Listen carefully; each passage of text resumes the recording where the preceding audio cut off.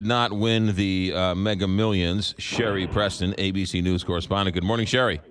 Good morning, McGraw. How are you? Good. Did anybody win? We got one winner. We have one winner. MegaMillions website says that one winner was sold in South Carolina, and we may never know who it is because the South Carolina lottery does not require that you give your name. You can remain anonymous for as long as you want, for as long as you feel you need to. So we might not ever know. And here's the thing. Everybody's saying this was the biggest jackpot ever. It was not the biggest jackpot ever. They've just revised it.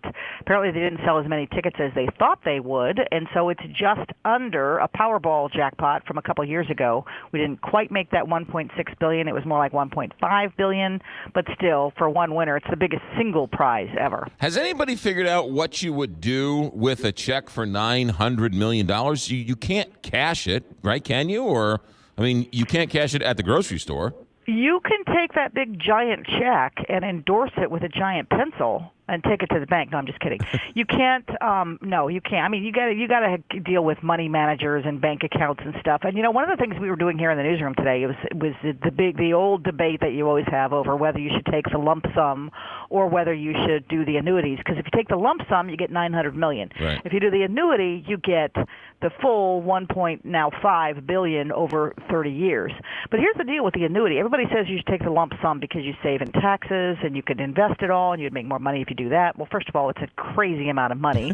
So, I mean, okay, but the lump sum, it actually gets bigger every year. So your first payout would be like $25 million.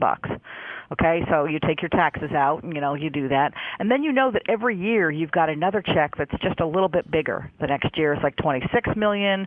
The next year it's like $28 million until you get to that year 30, and it's like $99 million if you were to get this $1.6 billion. So it's nice to know that the ABC newsroom was busy diligently trying to figure out how best to take their lottery winnings. Well, and we did decide it would be too difficult for the big group to do the annuity. I mean, that would just be too hard, Right, right. And you can't really pick and choose. Like some people want to do annuity and some people want to do that. But we did kind of decide that if you were a single winner, you could, it actually might be smart because, do you know that 70% of all lottery winners squander their riches within 5 to 10 years? That's what I've been trying to tell your buddy over here, Kelly Jackson, who's on vacation. She doesn't believe me. I don't want to win the lottery.